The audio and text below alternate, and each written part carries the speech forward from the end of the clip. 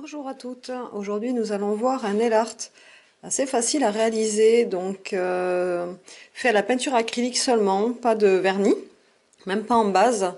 La seule chose que j'ai utilisée en dessous c'est une base classique ainsi qu'une base mate qui va permettre en fait l'accroche de la peinture acrylique quand on va l'appliquer à l'éponge, car ce nail art en fait en fond est fait spécifiquement à l'éponge. Le pinceau et le dotting tool viennent bien après.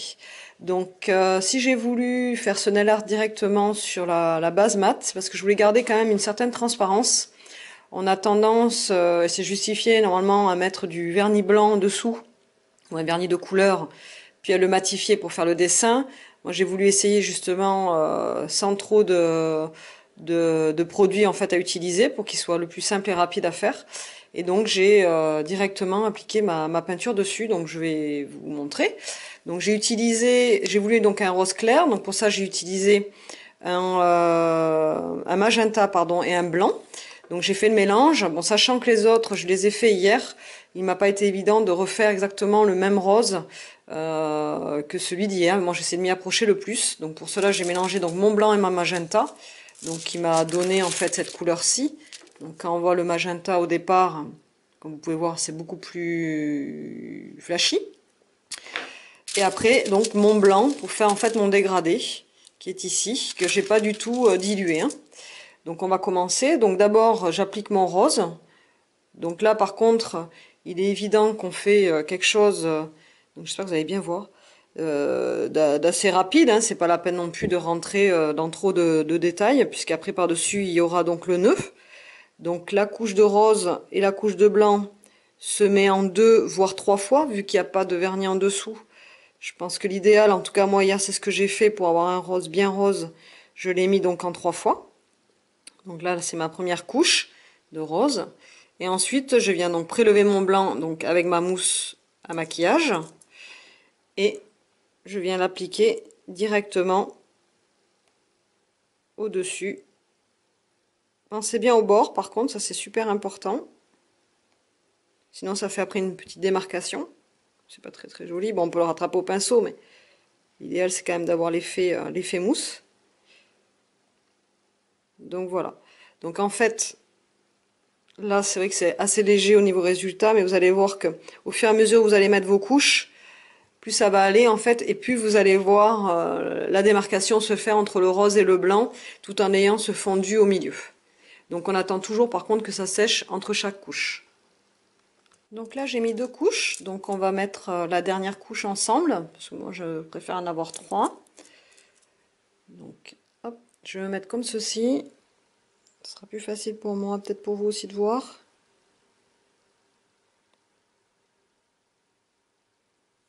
Voilà, donc pensez bien au bord, surtout quand on a les ongles relativement longs, en sachant que cette manucure peut se faire aussi bien sur les ongles longs que sur les ongles courts.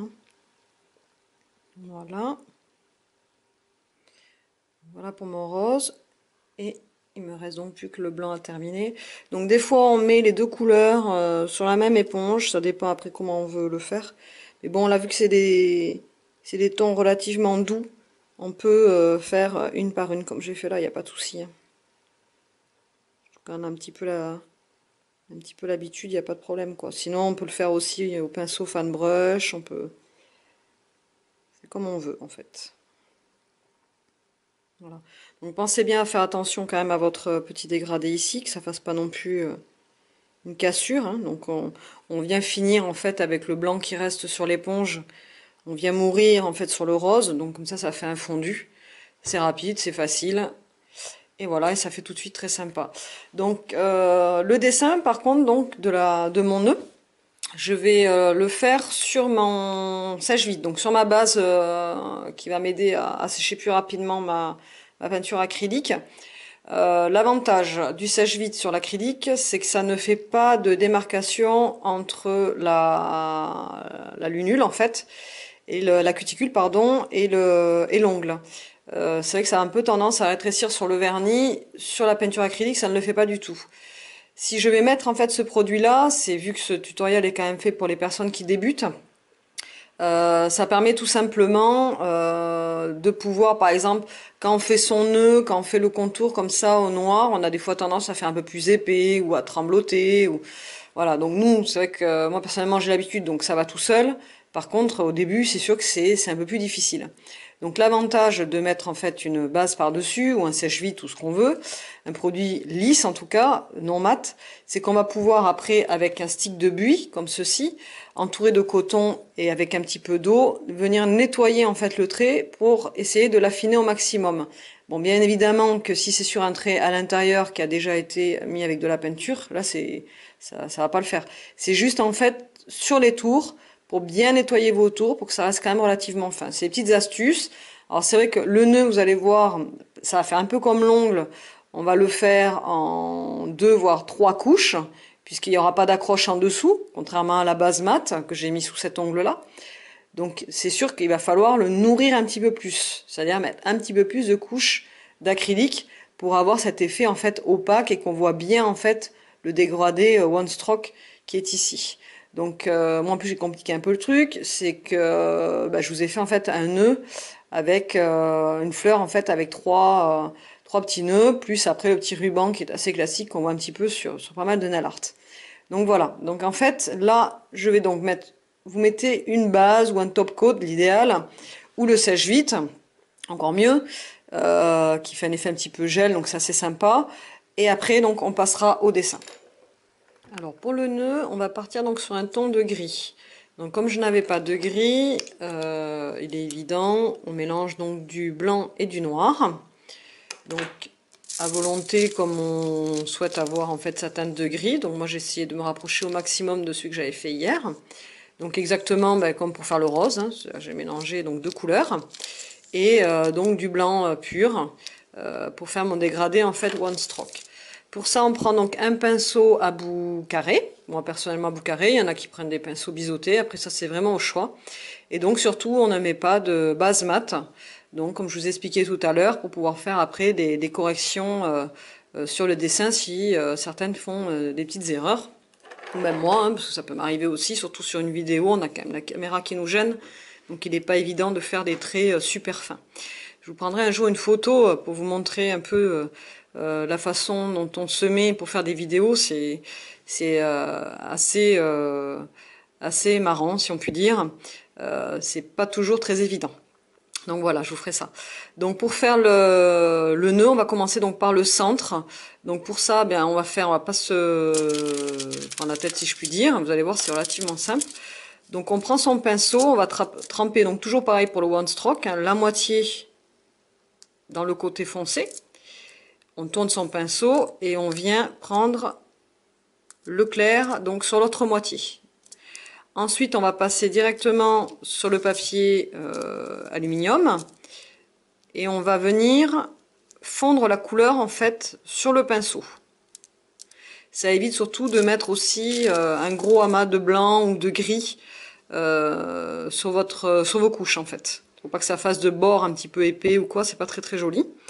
Et donc on va mettre le foncé donc en haut et le clair en bas. En tout cas pour le dessin que j'ai fait. Donc on fait attention quand même de bien centrer, enfin au maximum en tout cas son nœud. Et on va venir donc faire un carré comme ceci sur l'ongle. Donc si possible entre le rose et le blanc. Vous allez voir après pourquoi, c'est vrai que ça se voit mieux, c'est plus joli, c'est surtout plus harmonieux. Donc là c'est pareil, on va poser 1, 2, voire 3 couches. Donc déjà là, comme vous pouvez voir pour la première, ça a quand même pas mal marqué. Donc le mat, c'est vrai que c'est très bien, hein, ça accroche encore mieux et ça, moi-même je l'utilise, ayant l'habitude donc de faire du one stroke. Mais comme vous pouvez voir, même pour les débutantes, si vous avez une base lisse en dessous, ça peut aussi fonctionner. Il est évident que ça marche bien, surtout avec des bonnes peintures. C'est sûr que si vous avez des peintures de base, souvent au début du nail art, on n'achète pas non plus des choses trop onéreuses. Parfois, il faut passer plusieurs couches. Et bon, de toute façon, au bout d'un moment, on arrive quand même à avoir un résultat. C'est juste au niveau du temps, on mettra moins de temps avec une bonne peinture. Donc moi, personnellement, la peinture, je l'ai sur le site Tout pour les ongles. Donc je vous en ai déjà parlé. C'est un site donc je suis allée rencontrer directement les personnes qui y travaillent parce que je voulais voir avec qui où c'est que je prenais mes produits. Donc c'est des personnes très sérieuses, un site très sérieux. On est livré quand même relativement rapidement. Donc moi en plus je suis basée sur le sud-ouest, donc comme eux, donc c'est un avantage, ça va relativement vite. Bon, même des fois je vais directement sur leur dépôt. Donc celle que j'utilise en fait c'est la Daler, qui est vraiment une acrylique assez basique, mais le résultat est pour moi est tout à fait satisfaisant. Donc voilà, donc par contre pour ce petit cœur, je vais passer au moins 2 fois pour avoir un bon résultat, un bon fondu. Entre chaque couche, il faut toujours bien rincer son pinceau. Pareil, faites attention à avoir une eau relativement propre. Si vous avez une eau sale, vous allez teinter en fait votre blanc. Donc là, comme j'utilise du gris, ben, ça va se teinter en gris et ça va pas faire propre. Voilà, donc quand on a passé donc ces 2 couches, ou 3 selon ce qu'on souhaite, pensez bien toujours à laver votre pinceau entre chaque couche et attendez surtout que ça sèche bien. Et remettez bien surtout votre pinceau carré en le passant tout doucement entre vos doigts. Donc maintenant, ce qu'on va faire, c'est les 2 bords de chaque côté, donc ce qui va former le nœud, donc toujours pareil, un foncé, un côté clair. On passe sur le papier aluminium pour bien fondre les couleurs. Et donc on va venir faire ce petit côté-ci, donc le blanc à l'intérieur et le foncé sur l'extérieur. J'espère que vous allez bien voir. Donc, hop, je viens comme ceci. Donc vous débordez un tout petit peu, pas trop non plus, hein. Et donc là, pareil, on va faire donc 2 couches, en attendant bien que la première couche sèche. Voilà, quand on a fait un côté, donc on fait l'autre. Il est important de faire attention que le blanc soit bien de ce côté-ci, c'est ce qui va donner en fait le volume, la lumière à votre nœud. Donc pour l'autre côté, je vais peut-être me mettre par contre comme ceci. Je vais me reculer un tout petit peu, sinon ça va être flou pour vous. Voilà. Et donc je viens mettre ma première couche ici. Donc faites attention à ce que ça colle quand même bien le premier carré. Ça c'est important. Donc là, voilà, comme ça me permet de vous montrer. Donc comme vous pouvez voir, ça déborde un petit peu. Bon, c'est pas très grave, hein, très honnêtement, puisqu'après on va le retravailler, mais c'était juste pour vous montrer. Donc là, j'ai mouillé un petit stick avec de l'eau. Et donc, je viens enlever le petit morceau, la petite pointe blanche qui s'était formée. Voilà pourquoi je vous disais tout à l'heure que le mat avec ça, c'est pas évident de le faire. D'accord? Donc c'est mieux de le faire sur du lisse. Et donc là, pareil, je vais le mettre sur 2 couches. Alors, quand on a donc fait ces 2 premiers nœuds, on va faire donc le 3e. Donc toujours pareil, en faisant attention à ce que le blanc soit sur l'intérieur. Et on va venir légèrement sur le premier nœud pour finir sur le 2e. Toujours pareil, on fait 2 couches. Voilà, donc après on forme les 2 petits volants qu'il y a en dessous. Donc pour ça j'ai pris un pinceau One Stroke biseauté par contre. Donc après bon, ça c'est selon les outils aussi qu'on a, hein. Et donc je viens en fait passer, donc j'ai fait ma première couche tout à l'heure en attendant que le nœud sèche. Voilà. Hop, je vrille légèrement mon pinceau en fait entre les doigts pour venir faire mourir mon nœud en fait en bas. Voilà. Et on fait pareil de l'autre côté pour qu'il y ait quand même 2 nœuds. Voilà, quand on a fait ceci, qu'on a tout terminé, en fait on va venir faire nos contours. Parce que là quand on voit comme ça, c'est vrai que c'est pas super joyeux. Donc on prend du noir qu'on dilue légèrement en fait avec de l'eau. Donc vous mettez votre peinture noire sur le papier aluminium. Vous prenez de l'eau avec votre pinceau. Et vous venez en fait remuer dans la peinture noire pour la rendre un petit peu plus liquide. C'est ça qu'on veut dire en fait, tout simplement, sur le mot diluer. Donc ça permet en fait de faire un trait beaucoup plus fin et d'avoir donc un résultat beaucoup plus sympa. Donc l'idéal c'est d'avoir le pinceau le plus droit possible pour pouvoir faire des traits super fins. L'inconvénient c'est qu'en ayant une caméra au-dessus de l'ongle, c'est pas évident pour moi de le faire. Donc je vais essayer de vous faire le plus fin possible pour vous montrer. Voilà, donc en fait là ce que je vais faire c'est que je vais border tout le tour de mon nœud en faisant attention de bien arrondir les angles, parce que quand on regarde un nœud, comme le nœud par exemple des paquets cadeaux, on essaie quand même d'avoir un joli nœud et donc des bords relativement ronds. Donc vous bordez bien en fait tous vos nœuds, donc ça va être ici, vous faites en fait tous les traits, hein, pour bien délimiter en fait le nœud, pour lui donner en fait une forme, un volume. Voilà, quand on a fait tous ces contours, donc on a pris le temps de les faire. Sachez aussi qu'avec le contour noir, ben, vous pouvez donner en fait une légère forme un peu bombée à votre nœud. Donc le contour sert aussi à apporter donc les formes. Donc on va venir faire en fait, quand on regarde un nœud, il y a comme un petit creux qui se forme en fait, qui va donner, comment vous expliquer ça, l'espace en fait entre la feuille du dessus et la feuille du dessous. Voilà, je peux pas vous l'expliquer autrement. Donc pour ça, on va venir donc faire le creux du nœud.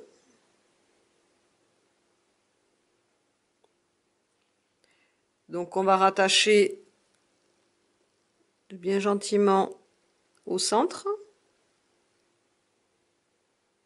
en faisant un trait un peu plus fin. C'est ce qui va en fait donner cet effet-là, hein, qui va donner en fait du volume donc à votre nœud.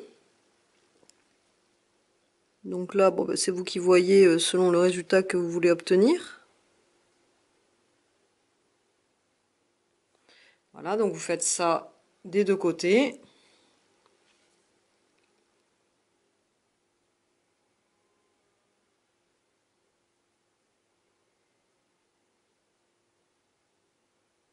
Il faut qu'il y ait en fait un petit peu de gris hein, au-dessus, hein, pour justement faire cet effet. Hein. Et celui du haut, pardon, ben, on va faire pareil, hein, tout simplement. On va partir sur du fin et on va être un petit peu plus épais et un petit peu plus surtout en arrondi. On fait attention de ne pas le faire droit vers le haut. Voilà, et on fait ça en fait de chaque côté. Maintenant qu'on a fait ça, on va travailler les petits plis qu'il peut y avoir sur un nœud. Donc pour ça, vous diluez toujours un tout petit peu plus votre peinture que pour faire les traits.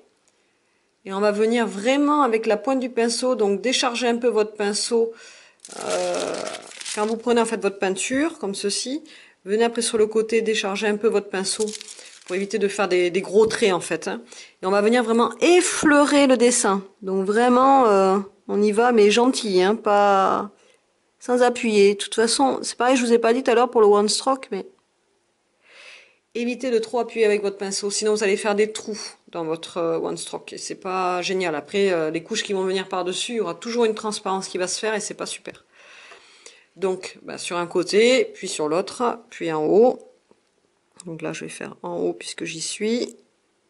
Donc pareil, on essaie de faire d'être un petit peu logique. Quand on regarde un nœud, les plis ils sont pas droits, ils sont pas comme ça en fait. D'accord? Ils sont légèrement, on va dire, en arc de cercle comme ça. Vous voyez?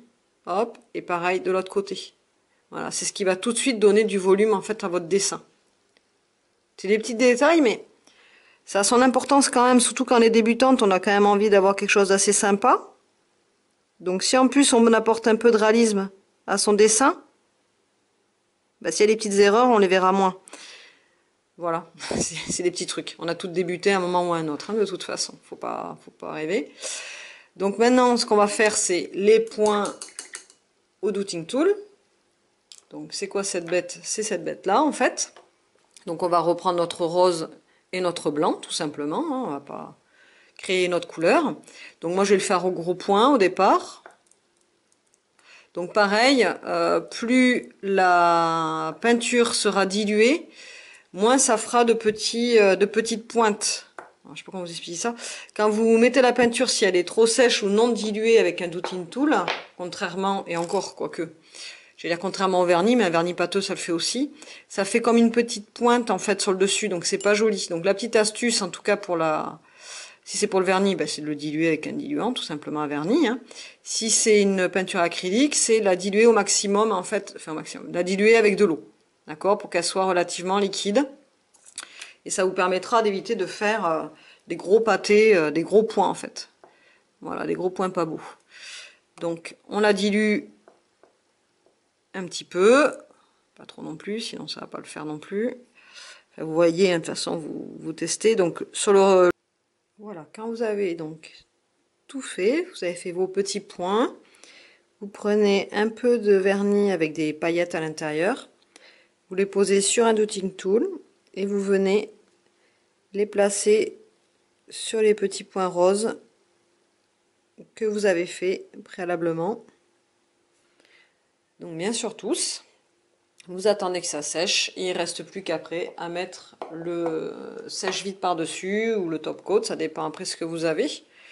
Et après pensez bien évidemment sur la fin à prendre votre stick avec du coton, de l'eau et de venir en fait nettoyer bien le pourtour de votre ongle pour qu'il soit bien propre. Donc si c'est le sèche-vite, celles qui connaissent, en quelques secondes c'est sec, donc on va dire une minute. C'est sec, donc moi je sais que je me passe les mains sous l'eau et puis je viens nettoyer bien sur le tour. Parce que le problème c'est que quand on débute, si on fait ça, on a tendance à monter un petit peu sur l'ongle, donc ça efface la peinture acrylique, donc c'est un petit peu dommage. Alors que si on met une base ou un sèche-vite par-dessus et qu'après on va se laver les mains, quand c'est bien sec bien sûr, l'avantage c'est que ça nettoie très très bien. Et ça va relativement vite. Sinon, autrement, je vous dis, vous avez le stick et de l'eau. Vu que c'est la peinture acrylique, ça s'en va à l'eau. Donc, c'est assez pratique au nettoyage, contrairement au vernis où c'est un petit peu pénible, il faut manger du coton. Là, vous voyez, ça va relativement vite. Donc là, je vais mettre mon sèche-vite.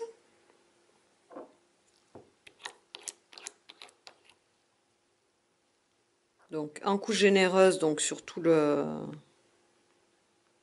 l'ongle.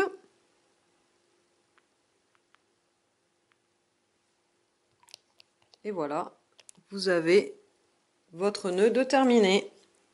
Et on pense toujours à bien nettoyer. Donc je vous dis à très bientôt. Sur ma page Facebook, vous avez aussi la possibilité de laisser vos commentaires et aussi vos photos si vous en avez, ça sera avec plaisir. Sinon, vous pouvez aussi me retrouver sur mon blog, donc vous avez de toute façon les liens sous mes vidéos YouTube. Et je vous dis donc à très bientôt pour une nouvelle vidéo. À très bientôt!